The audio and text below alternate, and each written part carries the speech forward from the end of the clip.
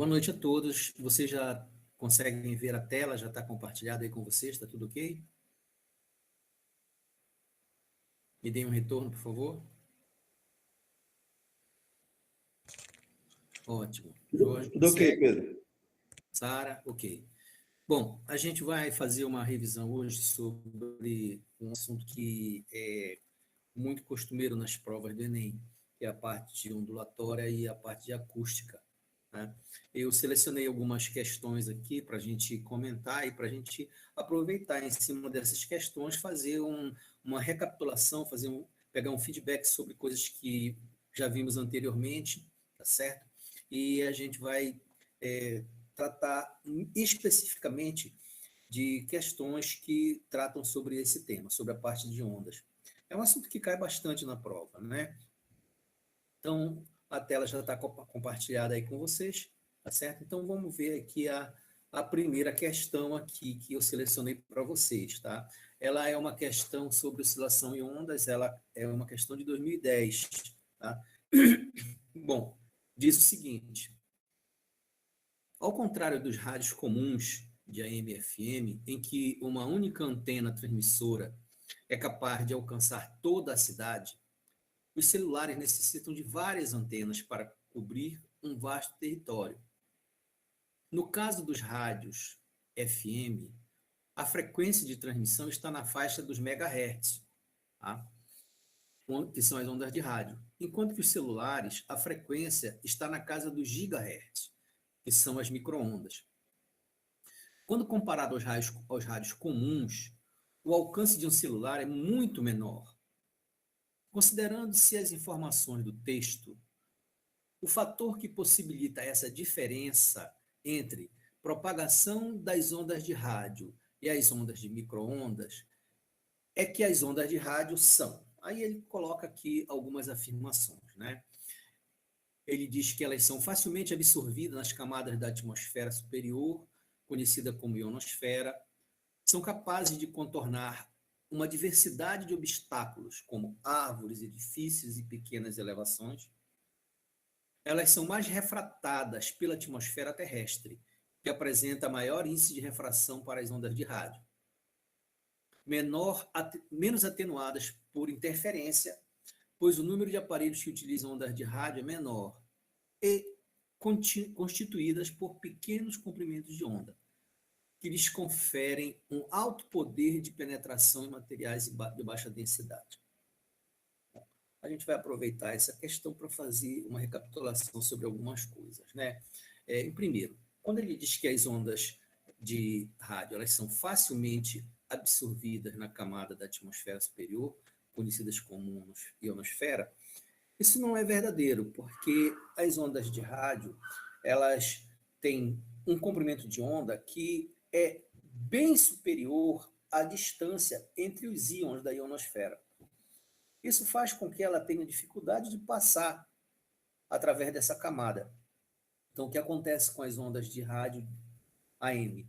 Elas batem na ionosfera e voltam. Tá?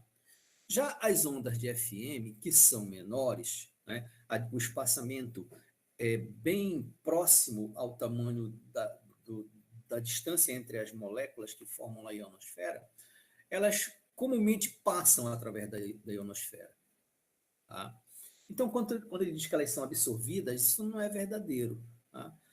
Elas são refletidas na ionosfera, as ondas de rádio AM, e elas passam através da ionosfera para as ondas que são as ondas de FM. Né? Então, a gente pode observar aqui que a situação é essa. Né? Então, uma onda de rádio, ela é emitida, atinge a ionosfera, não consegue ultrapassar e é refletida de volta. Essa propriedade é utilizada para poder transmitir informações a longas distâncias. Tá? Essa é uma das situações. Outra situação que ocorre com as ondas de rádio e que acontece com a maioria das ondas de FM também, é que elas são capazes de contornar obstáculos. Aqui tem uma figura bem interessante, aqui nós temos um emissor e um receptor que está atrás de uma montanha e de uma árvore bem grande. Não é? como essas ondas elas conseguem contornar obstáculos, elas acabam passando, né, por cima da montanha e por cima da árvore. E ao passar, elas se espalham em todas as direções e acabam atingindo um receptor que se encontra aqui num vale, mas também ela pode atingir um receptor que encontra-se numa posição um pouco mais alta. Né? Então, elas conseguem ultrapassar esses obstáculos, árvores, montanhas, edifícios. Né? Elas podem contornar obstáculos ou então elas podem atravessar fendas. Essa é uma propriedade importante. Né? Aqui, por exemplo, ela pode ser emitida de um lado do muro e ser escutada do outro lado do muro. Então, essa propriedade aí é a difração. Né? Então, as ondas elas conseguem difratar com facilidade. Então, quando a gente tem uma pergunta como essa, né, que diz que elas são facilmente absorvidas, a gente já viu que não são, né? Depois, na letra B, ele diz que elas são capazes de contornar uma diversidade de obstáculos, como árvores, edifícios e pequenas elevações. Isso é verdade. Elas são capazes de fazer isso. Né? Já a letra C diz que ela é mais refratada pela atmosfera terrestre, que apresenta maior índice de refração para as ondas de rádio. Isso não existe, tá certo? O índice de refração da atmosfera está associado com a densidade do meio. Tá? Então, não com o tipo de onda que está sendo propagada. Não existe um meio que tem um índice de refração maior do que outro, porque chega nele um tipo diferente de onda. Então, isso não é verdadeiro. Essa é uma questão, assim, inclusive é uma alternativa bem longe da realidade.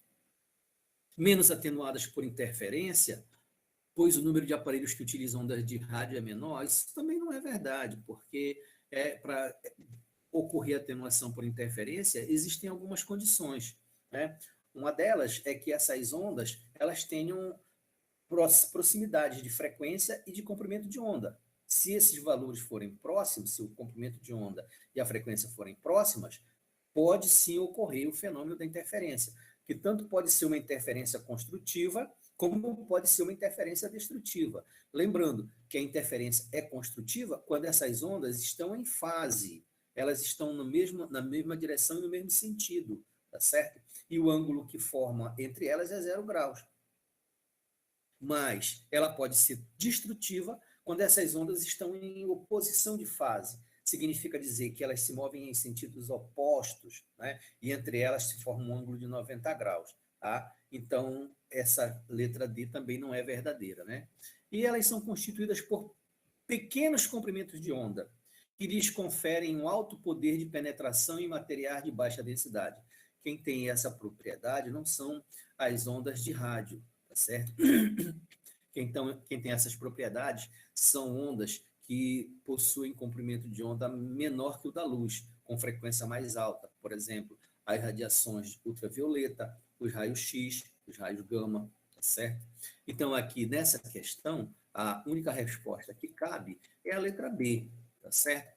As ondas de rádio são capazes de contornar uma diversidade de obstáculos, como árvores, edifícios e pequenas elevações. Tá certo? Perguntas. Vamos lá. Vou abrir aqui o chat para ver.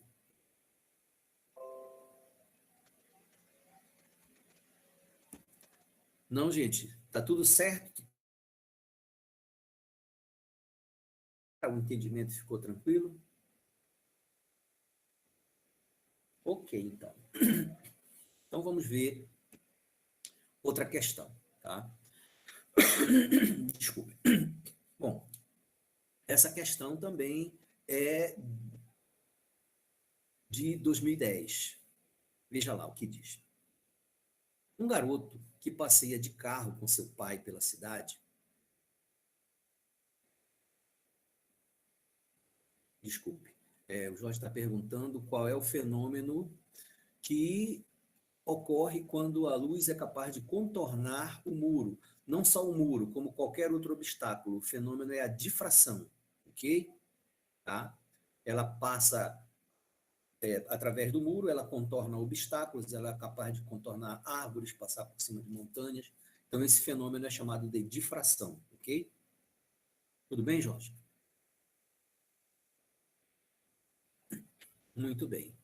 Então, vamos seguir em frente, tá? Então, a questão 2 diz assim, que um garoto que passeia de carro com seu pai pela cidade, ao ouvir o rádio, percebe que a sua estação de rádio preferida, a 94,8,9 FM, que opera na banda de frequência de megahertz, tem seu sinal de transmissão superposto pela transmissão de uma rádio pirata, de mesma frequência e que interfere no sinal da emissora do centro em algumas regiões da cidade. Considerando a situação apresentada, a rádio pirata interfere no sinal de rádio do centro devido a... Bom, aí ele coloca algumas possibilidades. Primeiro, atenuação promovida pelo ar nas radiações emitidas. Maior amplitude da radiação emitida pela extração do centro. Diferença de intensidade entre as fontes emissoras de ondas. Menor potência de transmissão das ondas da emissora pirata. Semelhança de comprimento de onda das radiações emitidas. Nessa questão, quando ele fala que ocorre superposição de ondas, né, de transmissão, ele está falando de um fenômeno muito importante, que é a interferência. Né? Então, quando ele fala que está ocorrendo interferência, nós temos que buscar quais são as características, né, desse fenômeno, o que provoca a interferência. Então, nós vamos considerar a seguinte situação, que nós temos aqui duas fontes qualquer. Tá? Eu peguei essas ondas, que são produzidas normalmente em água, porque eu acho que elas são mais fáceis da gente visualizar. Então, eu tenho duas fontes aqui, fonte A e fonte B. Cada uma delas está emitindo uma onda que possui uma determinada frequência e possui um determinado comprimento de onda. Essas ondas, elas se propagam através do espaço. Nós podemos observar pelo menos a primeira onda aqui, né, circular, tanto do lado esquerdo quanto do lado direito. A partir da segunda onda, já não é mais tão claro, né, o deslocar de cada uma delas. Observe que agora, na segunda onda, já há uma leve complicação aqui, já há uma combinação entre a onda 1 e a onda 2, tá certo? Então, o que a gente consegue observar?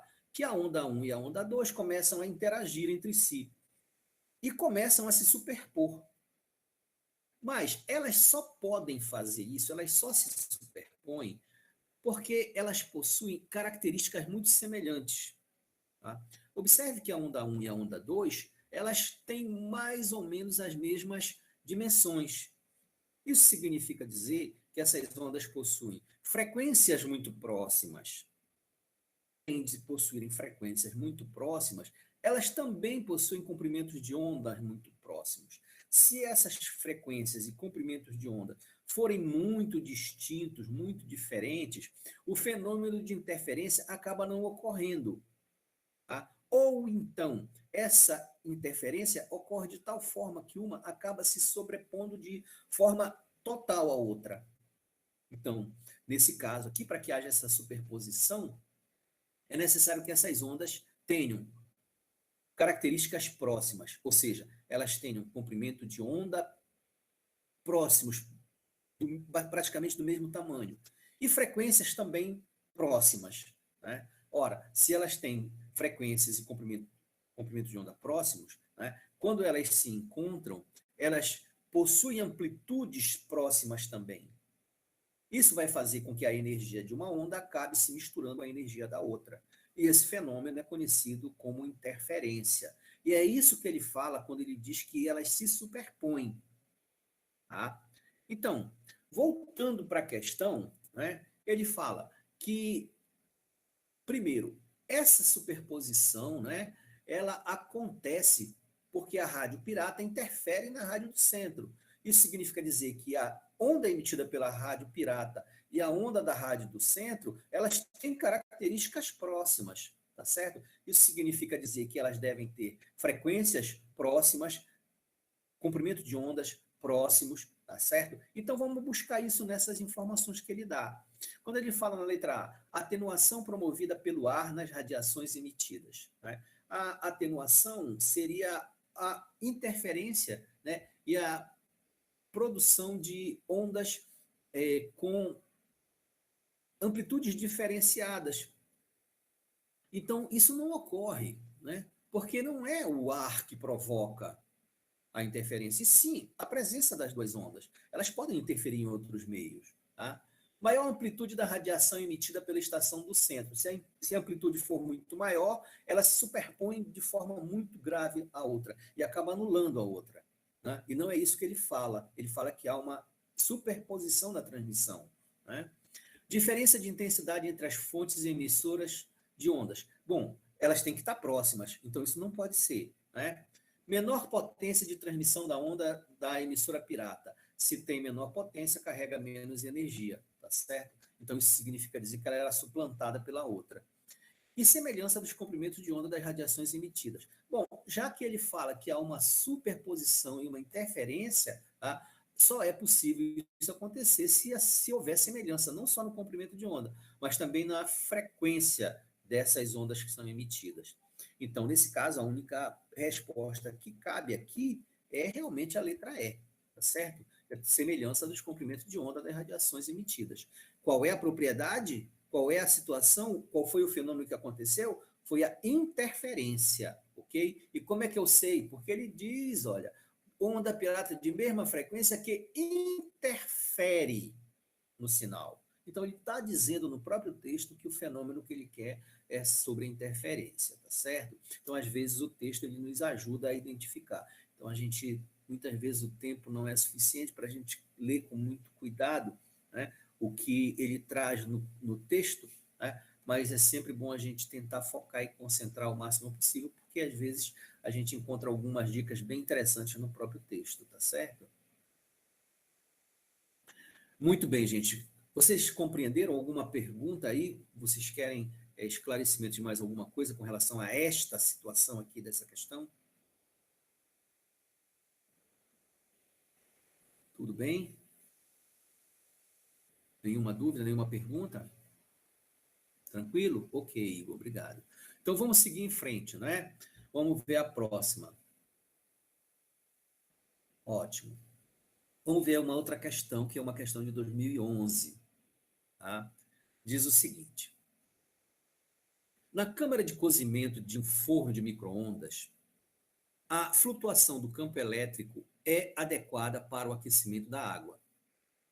Esse tipo de forno utiliza micro-ondas com frequência de 2,45 GHz, tá? Para alterar a orientação das moléculas de água bilhões de vezes a cada segundo. Essa foi a frequência escolhida porque ela não é usada em comunicação e também porque as moléculas de água, desculpe, é porque dá às moléculas de água o tempo necessário para completar uma rotação. Dessa forma, um forno de micro-ondas funciona através do processo de ressonância, transferindo energia para os alimentos. Ele retira isso de ciência e tecnologia, física, ciência e tecnologia de Torres. Bom, em seguida, ele diz: sabendo que a velocidade de propagação das ondas eletromagnéticas no meio é de cerca de 3 vezes 10 a oitava metros por segundo, qual é aproximadamente o comprimento de onda da microonda presente em um forno em centímetros? Observe que ele nos dá aqui a frequência dessas ondas, que é 2,45 GHz. E aqui embaixo ele nos dá a velocidade dessas ondas. E ele pede o comprimento de onda.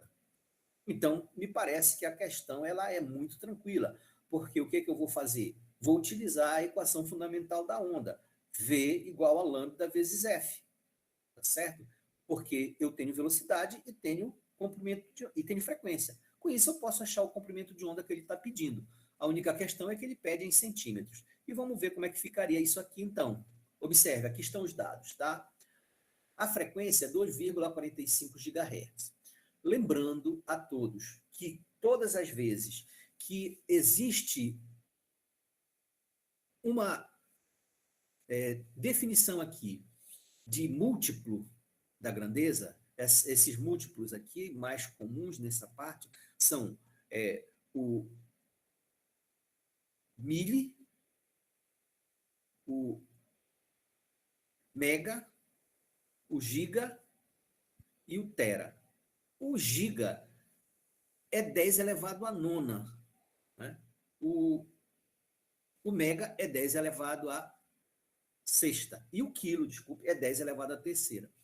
Então, esse gigahertz aqui realmente pode ser um fator complicador, tá? Mas não deve ser, porque esse é um prefixo bastante conhecido. Então, o prefixo giga, toda vez que ele aparece, antes de fazer o cálculo, você deve substituir por 10 elevado a 9. Se aparecesse mega, você substituía por 10 elevado a sexta. E se fosse quilo, 10 a terceira. Então, essa frequência, o valor que eu vou utilizar é 2,45 vezes 10 a nona hertz, ok? E a velocidade é 3 vezes 10 a oitava metros por segundo. A equação fundamental da onda, V igual a lambda vezes F, é só substituir os valores. No lugar do V, eu vou substituir por 3 vezes 10 a oitava. O lambda, eu não sei quanto vale, que é o comprimento de onda. E a frequência é 2,45 vezes 10 a nona hertz. Então, aqui 2,45 vezes 10 a nona.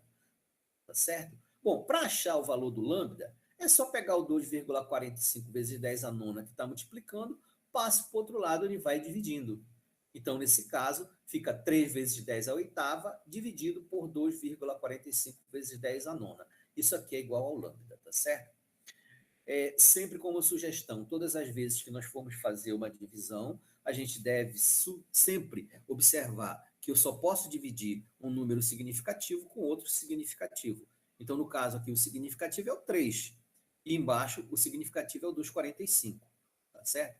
E as potências de 10, eu devo dividir uma pela outra, mas todas as vezes que aparecer uma divisão de potência, eu sugiro que vocês façam aquele artifício de pegar a potência que está no denominador, que está embaixo, joga ela para cima e troca o sinal do expoente, tá certo? Então, aqui esse 10 a 9, tá? Que está aqui embaixo dividindo, eu vou jogar para cima. Só que o preço que eu pago para jogar ele para cima é trocar o sinal do expoente. Então, o 10 a 9 sobe 10 elevado a menos 9, tá certo? Então, aqui fica mais fácil. Quando eu faço essa divisão do 3 por 2,45, o resultado que eu encontro é 1,22, tá certo? E quando eu faço esse produto aqui, multiplicação de potência de mesma base, né? Repete a base e subtrai os expoentes, ou soma os expoentes, no caso. 8 com menos 9 vai dar menos 1, tá certo? Então, dá 1,22 vezes 10 a menos 1. Ora, esse prefixo aqui, 10 a menos 1, significa dizer que eu devo movimentar a minha vírgula uma casa decimal. E como está negativo, eu devo movimentar para a esquerda. Tá? E movimentando para a esquerda, eu vou encontrar como resultado 0,122 metros. Metros. Tá? Mas ele não quer a resposta em metros, ele quer a resposta em centímetros. Lembrando que 1 metro tem 100 centímetros. Então, para transformar de metro para centímetro, é só multiplicar por 100. Então, quando eu multiplico por 100, eu ando com essa vírgula 2 casas para a direita. Tá? Então, o meu resultado vai dar 12,2. Isso já está em centímetro. Então, a resposta a esse problema é 12,2 centímetros, tá certo? Observe que essa aí é uma questão considerada como uma questão fácil, tá certo? Embora exista um certo tratamento matemático que precisa ser feito, mas ela é uma expressão em que você substitui os valores direto na equação. Não tem que fazer mais de um cálculo, não tem mais de um conhecimento para você aplicar. É só jogar direto na equação e sair o resultado, tá certo?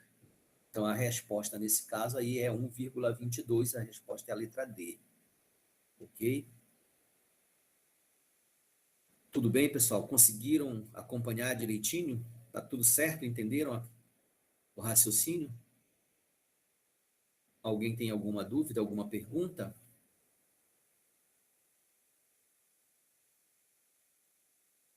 Não? Tá tudo certo?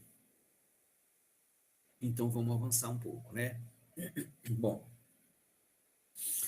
na questão número 4 diz o seguinte, ó. Para afinar um violão, um músico necessita de uma nota para referência.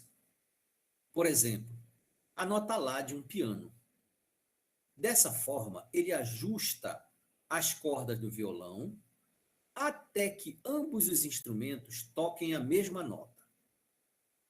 Mesmo ouvindo a mesma nota, é possível diferenciar o som emitido pelo piano e pelo violão.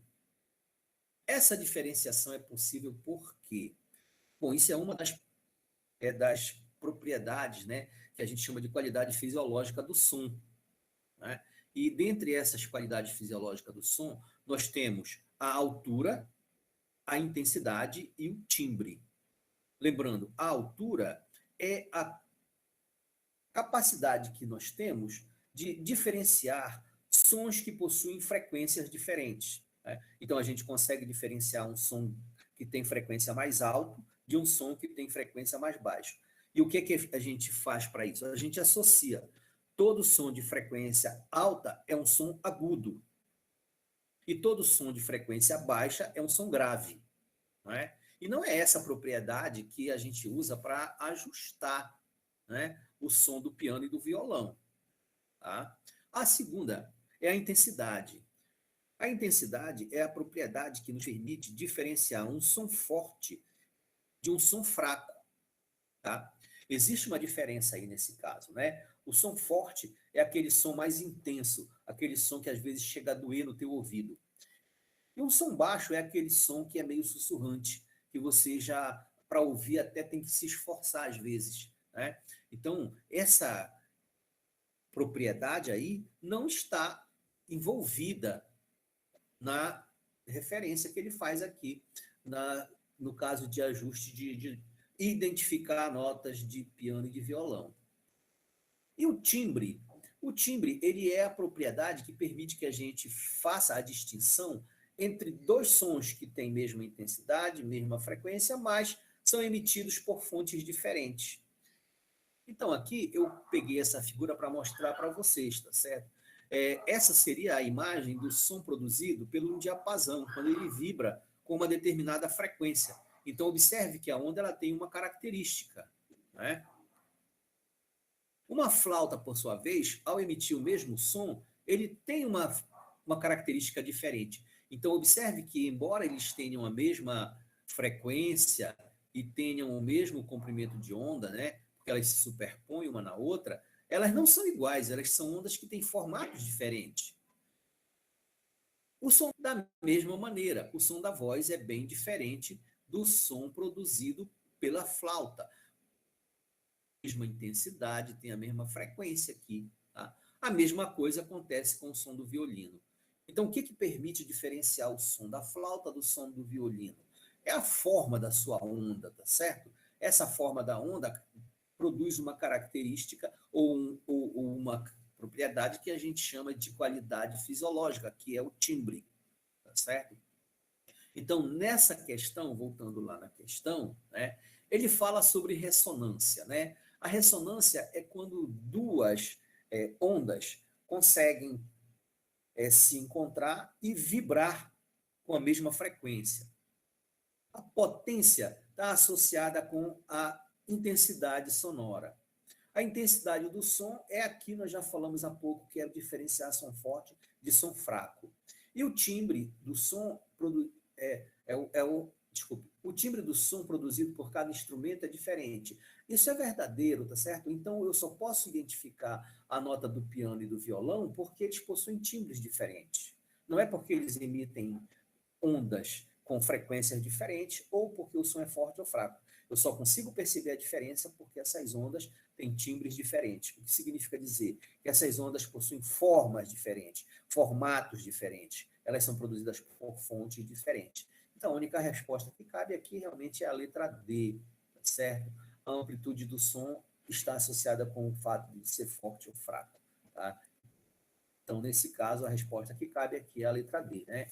O timbre do som produzido por cada instrumento é diferente. Então, isso permite diferenciar um som agudo, ou desculpe, perdão, um som de um violão do som de um piano. Tá? Então, tá tudo tranquilo? Vocês estão conseguindo entender muito bem isso aqui? Tomara que caia realmente, né? Uma dessas na prova. E provavelmente vai cair, né? Essas questões estão sempre se repetindo, os assuntos são sempre vindo à tona. O que eles mudam, na verdade, é o contexto, né? Eles vão modificando aos poucos o contexto de cada uma dessas perguntas, tá? Então, pelo menos uma dessas aí, se vier, vocês acertam, né, gente? Tá de boa, né? Cleicila, né? Olha, se cair uma dessas, já está pronta, né, Cleicila? É Cleisla, professor. Ah, desculpa, Cleicila. Tá Desculpa. tranquilo, tomara que caia. Olha, pronto, vamos torcer para cair uma assim, né? Se cair, você já sabe, né? A diferença entre dois instrumentos é o timbre vai direto nela. Nem pensa duas vezes, tá bom? Vamos para a próxima, então, tá? Bom, essa aqui já é um pouquinho mais trabalhosa, né? Ela diz o seguinte: em apresentações musicais realizadas em espaços onde o público fica longe do palco, é necessária a instalação de alto-falantes adicionais a grandes distâncias, alejados no palco. Como a velocidade do som que se propaga no ar é 3,4 vezes 10 elevado a 2 metros por segundo, é muito, é muito menor do que a velocidade com que o sinal elétrico que se propaga nos cabos. Olha só a velocidade desse som que se propaga nos cabos. 6 vezes 10 elevado a 8 metros por segundo. É uma velocidade fantástica, né? Bom, isso na verdade é um sinal elétrico, né? Não é um som. Né? É necessário atrasar o sinal elétrico de modo que este chegue pelo cabo aos alto-falantes no mesmo instante em que o som vindo do palco chega pelo ar. Isso é o chamado delay, né? Não sei se vocês já perceberam nas entrevistas e nas reportagens de televisão que eles estão agora em estados diferentes, né? Então, um chama o outro, né? E aí eles ficam lá, né? E aí, fulano, o que é que você está achando? Aí o fulano fica lá, com cara de Amélia, né? Fica sacudindo a cabeça um tempo, aí depois, opa, tudo bem, tudo. Então, esse tempo aí, né, a gente chama de delay. É um tempo que leva para que o som, né, viaje através do espaço, né, no caso de ondas eletromagnéticas, e cheguem até aonde está sendo reproduzido. Então, esse atraso aqui é preciso fazer, nesse caso, para esse tipo de questão. Mas ele diz assim: é necessário atrasar o sinal elétrico de modo que este chegue pelo cabo ao alto-falante no mesmo instante em que o som vindo do palco chega pelo ar. Tá? Então, são duas situações. Né? O som que vem do palco, tá? E o som que vem da caixa. Né? O som que vem da caixa vai pelo cabo, e o som que vem do ar viaja com a velocidade de 3,4. Tá? Bom, para tentar contornar esse problema, um técnico de som pensou em simplesmente instalar um cabo elétrico com comprimento suficiente para o sinal elétrico chegar ao mesmo tempo que o som, em um alto-falante, que está a uma distância de 680 metros do palco. A solução é inviável, pois seria necessário um cabo elétrico de comprimento mais próximo de... Bom, aí o que a gente precisa saber, né? A gente sabe qual é a velocidade do som no ar e a gente sabe qual é a distância da caixa, que é 680 metros, né? Se eu sei a velocidade e eu sei essa distância, você lembra da função lá, espaço igual a velocidade vezes tempo?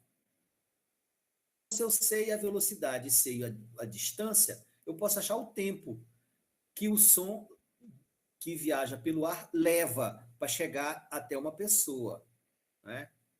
Se eu souber esse tempo, o tempo que o sinal leva para chegar na caixa deve ser o mesmo. Né? Então, o problema é uma coisa um pouco mais complicada. Eu vou ter que achar o tempo e vou ter que voltar para a equação de novo para achar esse comprimento desse cabo. Então, vamos ver como é que fica isso aqui. Tá? Então, vejam as informações que nós temos.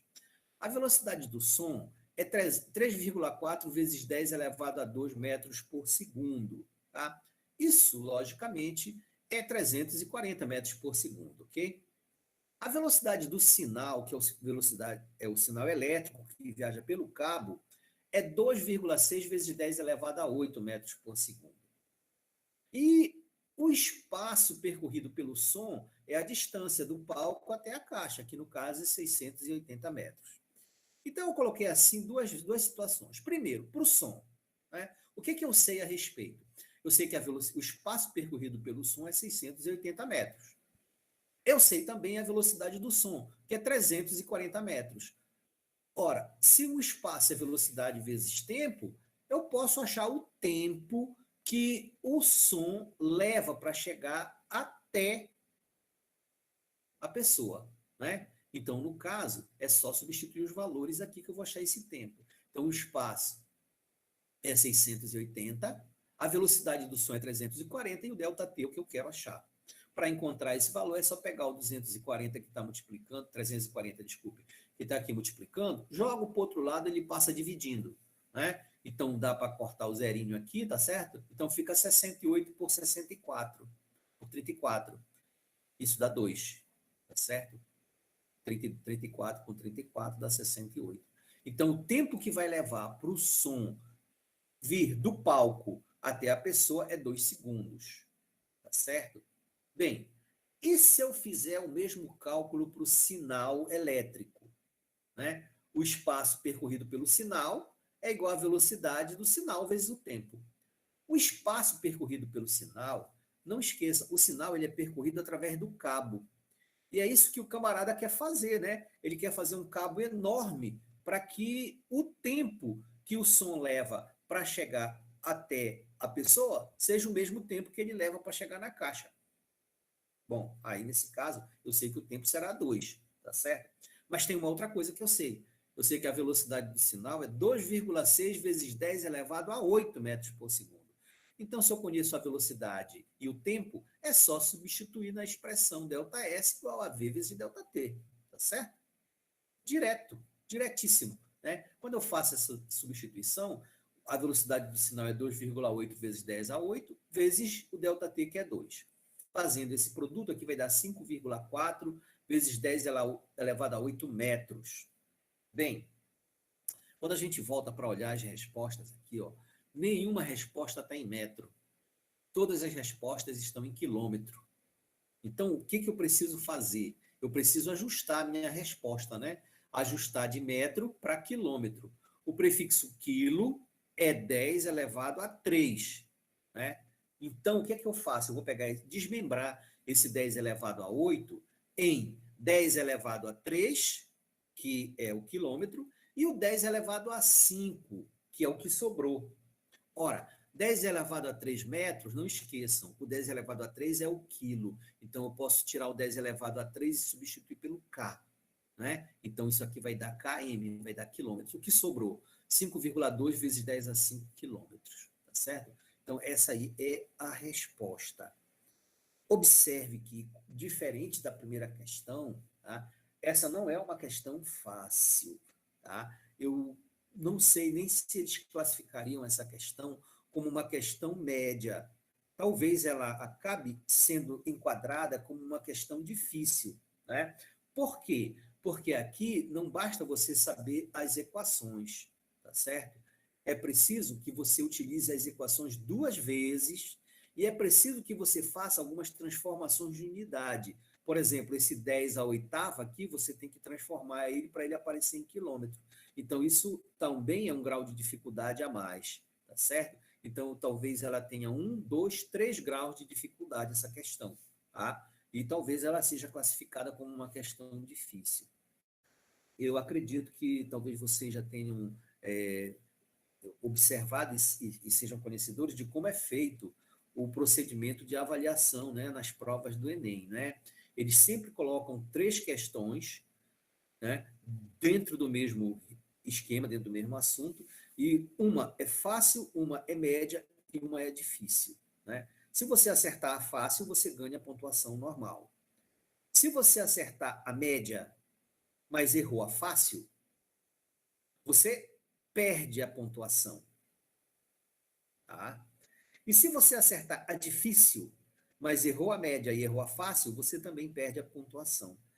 Porque esse sistema é a chamada TRI, é a teoria da resposta ao item.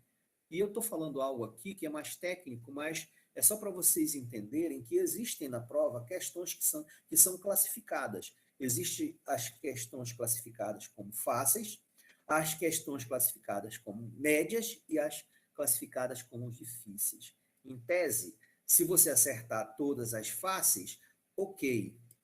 Mas para você acertar a média, você precisa ter acertado as fáceis. Se você não acertou, provavelmente o sistema não vai entender. Porque como é que você erra uma fácil e acerta uma média? Ou como é que você erra a fácil, erra a média e acerta a difícil? Bom, aí o sistema que faz isso, na verdade, não é uma pessoa, tá certo? É um software, né? É o software que a fundação possui e ela faz essa leitura, ela faz essa avaliação, porque o sistema sabe qual é a fácil, a média, a difícil. Tá? Então, a ai, ai, me esqueci o teu nome. Cleisla, professor. Cleisla, desculpa, é Cleisla, né? Eu saí A Cleisla. traumatizada, né? Cleisla, presta atenção. É importante que você acerte as questões fáceis, todas as fáceis, né? Então, se você encontra uma questão que você começa a ter dificuldade, a ter muito problema, o que é que você deve fazer? Você deve passar essa questão e procurar outra questão, tá certo? Porque o tempo ele é curto, né? E se você acertar as fáceis, você está dentro do patamar da normalidade, porque para você acertar as fáceis, as médias e as difíceis, bom, aí você tem que estar num nível bem hard na história, né? Então, se a questão for difícil e você tiver com muita dificuldade, não perca muito tempo nela. Passe imediatamente para outra questão, tá? Busque sempre que for possível fazer todas as fáceis. Aí vocês têm 15 questões. São 5 fáceis, 5 médias e 5 difíceis. Pode ter certeza que vem assim, dessa forma, tá certo? Então você procura logo as fáceis e vai fazendo. Tá? Depois, se tiver tempo, você volta e faz tudo de novo. Tá? Provavelmente você vai ter tempo, né? Mas não fica preocupada com o fato da questão de imediata não ser uma questão que você já sabe a resposta, tipo aquela como é que é mesmo o nome do fenômeno que eu falei ainda há pouco? É uma qualidade fisiológica do som, como é o nome dela? Timbre. Timbre, pois é. Se aparecer uma de timbre, tu vai logo em cima dela. Né? Se aparecer uma que já tem muito cálculo e que já fica um pouco mais complicada, passa. Né? Deixa ela para depois. Tá? Tá. Bom, vamos ver outra questão aqui, então. Tá? A resposta aí, no caso, é a letra D, né? 5,2 vezes 10 a 5 quilômetros. Nossa senhora, isso seria um cabo gigantesco, né? Tem quilômetros de comprimento esse cabo. E ainda é vezes 10 a quinta. Pelo amor de Deus, impossível, né? Muito bem, vamos ver outra questão agora. Diz assim: os fornos domésticos de micro-onda trabalham com uma frequência de ondas eletromagnéticas que atuam fazendo rotacionar as moléculas de água, gordura e açúcar, e, consequentemente, fazendo com que os alimentos sejam aquecidos. Os telefones sem fio também usam ondas eletromagnéticas na transmissão de sinal.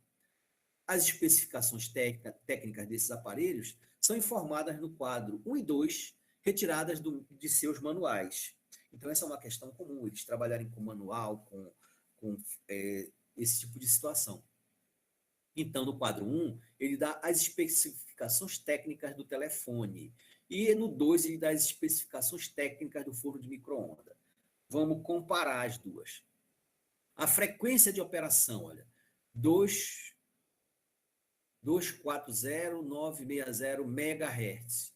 E a outra 242,070 MHz. Então dá 2.420 MHz, tá certo? É entre 2.409 e 2.420. Isso aqui é a frequência de operação. Veja a frequência dos micro-ondas, olha. 2.450 MHz. Compare. Né? Compare. Então, o que acontece? A frequência dos telefones é menor do que a frequência dos fornos de micro-ondas. Então, essa já é uma diferença entre os dois. Segundo, olha a potência aqui aparelho de telefone. 1,35 watts. Né? Olha a potência do forno de micro-ondas. 1.000 watts.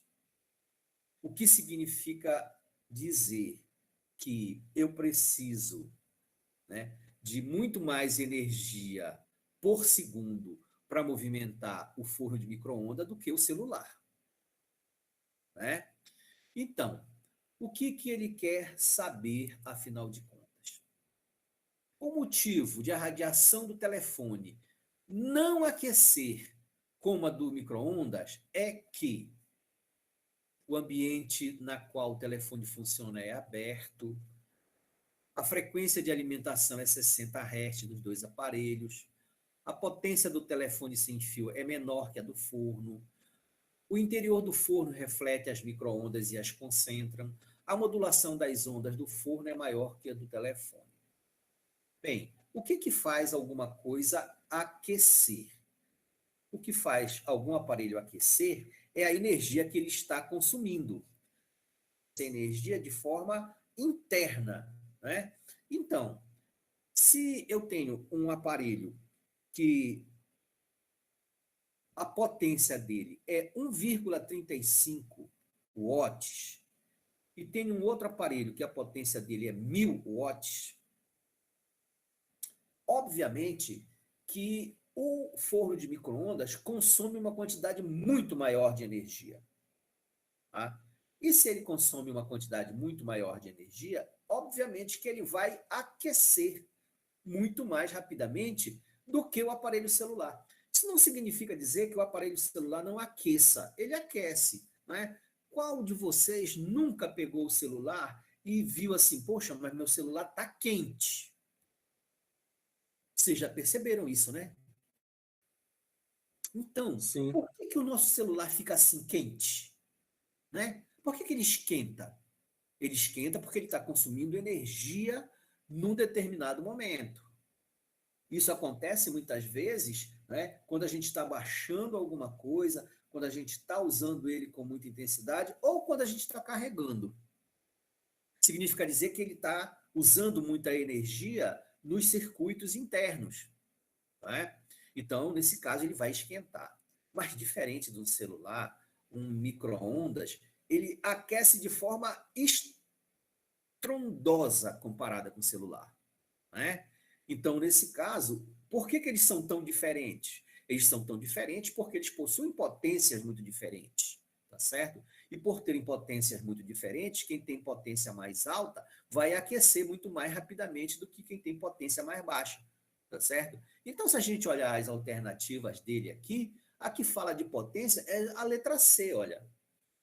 A potência do telefone sem fio é menor que a do forno. E a pergunta dele é: o motivo de a radiação do telefone não aquecer como a do micro-ondas é que a potência do telefone sem fio é menor, certo? E muito menor. Né? Então, a gente pode perceber isso claramente aqui, ó, nas especificações técnicas. Olha, potência máxima 1,35 e aqui potência de saída 1.000.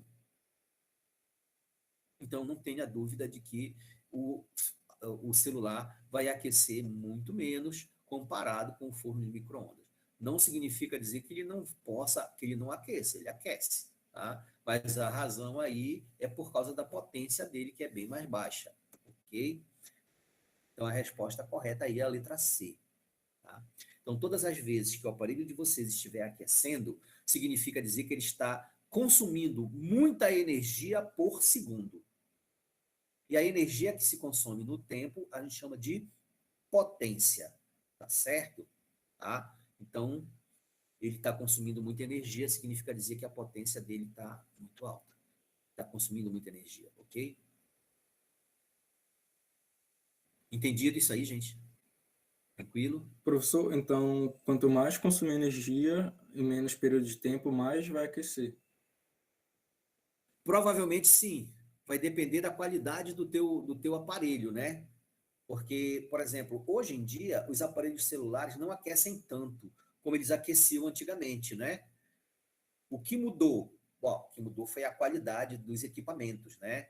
Com certeza, hoje em dia, os aparelhos celulares, eles são construídos, né, e eles possuem circuitos integrados que têm materiais muito mais qualificados, né? Vocês sabem que os japoneses, eles andaram recolhendo os aparelhos celulares, né, e outros materiais de computador e de outros dispositivos eletrônicos, porque eles possuem fios, né, filamentos de ouro no, no circuito integrado. E aí, o que eles fizeram? Eles recolheram uma grande quantidade de material de lixo eletrônico para justamente retirar esse ouro. E foi com esse ouro que eles banharam as medalhas dos Jogos Olímpicos. Não é?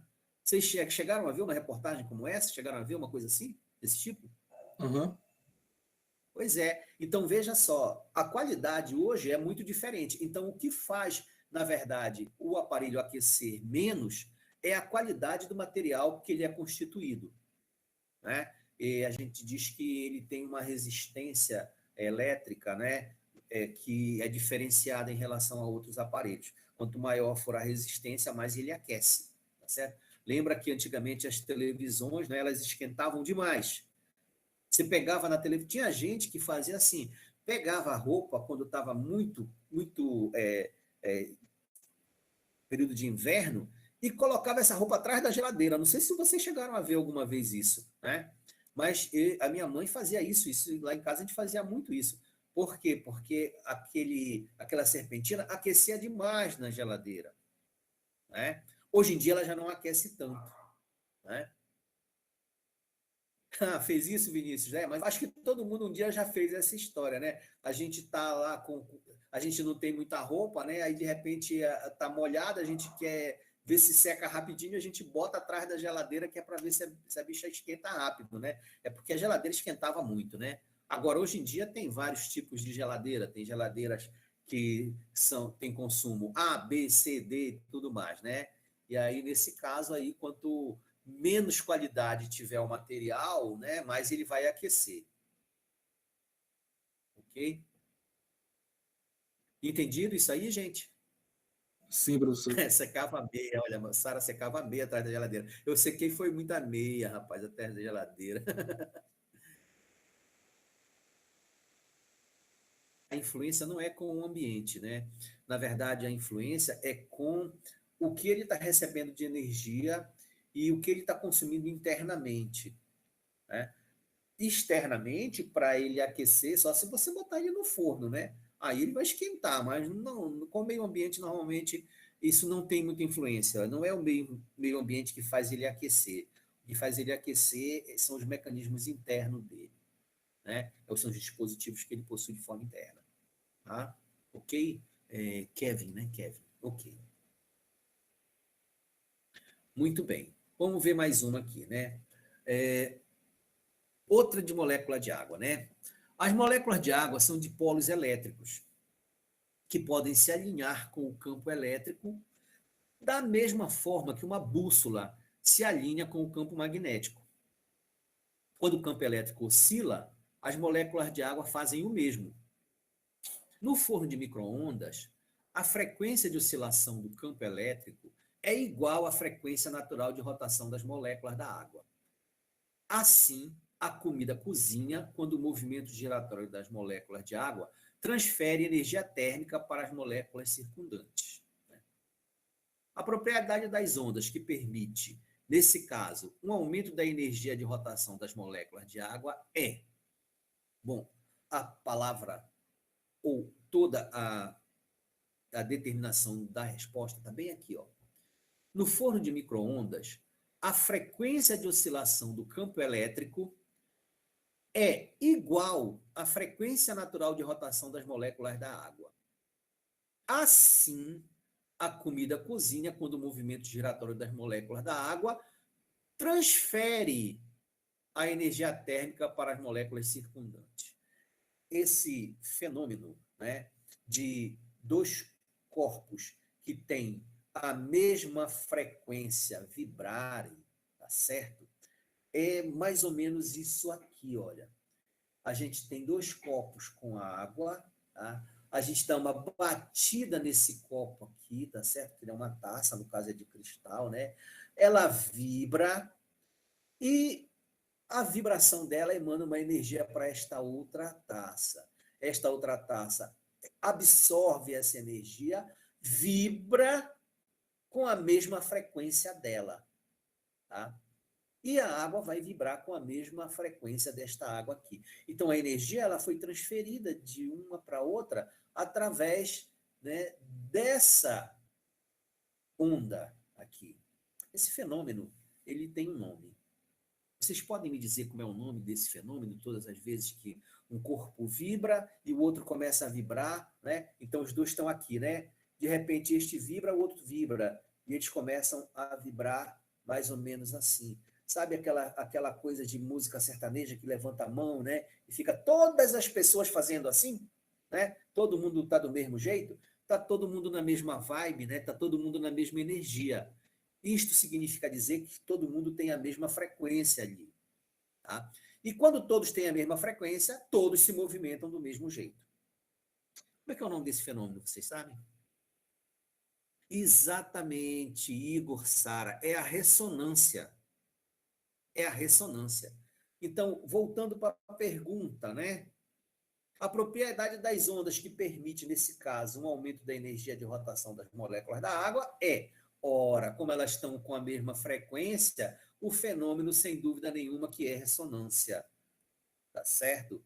Então, aí na questão número 7, a nossa resposta é a letra C. Mãe Sara. Igor também acertava de boa, né? Ótimo. Então é isso, gente. Algumas questões estão bem visíveis, dá para a gente resolver de boa. Basta a gente relembrar de algumas propriedades, alguns fenômenos, tá certo? Que a gente chega nas respostas, eles estão por lá. E a gente vai escolhendo com calma na pergunta, a gente acaba encontrando lá mesmo a resposta. Tá? Bom, para a gente finalizar, tá certo? Diz o seguinte a questão aqui, ó. Visando reduzir a poluição sonora de uma cidade, a Câmara de Vereadores aprovou uma lei que impõe o limite máximo de 40 decibéis para o nível sonoro permitido após as 22 horas. Ao aprovar a referida lei, os vereadores estão limitando qual característica da onda? Bem, aí nesse caso, o que incomoda as pessoas com relação ao som? Não é o som baixo, né? O que incomoda as pessoas é o som alto. Opa, calma aí. Alto, não. O som forte, né? Quanto mais forte é o som, mais ele vai te incomodar. E quando ele te incomoda, ele afeta a tua audição, a gente diz que o som produz poluição, tá certo? Então, a poluição sonora, ela está muito relacionada com o fato do som ser um som muito forte, né? Então, o nível de intensidade sonora, ele é medido em decibéis. Né? E o que diferencia um som forte de um som fraco? Bom, é a intensidade, tá certo? É a intensidade sonora. E a intensidade sonora está associada com a energia que esse som carrega. Tá? Então, se o som tem muita energia, né, a gente diz que ele possui uma amplitude energética maior, tá certo? Então, todas as vezes que ele fala em poluição sonora, ele está falando de amplitude do som. Ele está dizendo que o som é muito forte, né? Então, aqui o que eles fizeram? Olha, ele impõe um limite máximo de 40 decibéis. 40, tá certo? Isso significa dizer que qualquer som acima de 40 decibéis, né, vai ser punido, né? Então, nesse caso, a lei que os vereadores estão limitando é qual característica de uma onda? Aí a resposta que cabe aqui é somente a letra B, né? É a amplitude sonora, tá certo? Então a resposta correta aí é a letra B, tá? Então isso porque ele está falando em poluição sonora. Falou em poluição sonora, você imediatamente lembra da amplitude do som, ok? E se não aparecer a palavra amplitude, você vai em busca da palavra intensidade, ok? Bom, gente, o meu horário está esgotado, né? Eu vou ter que parar por aqui.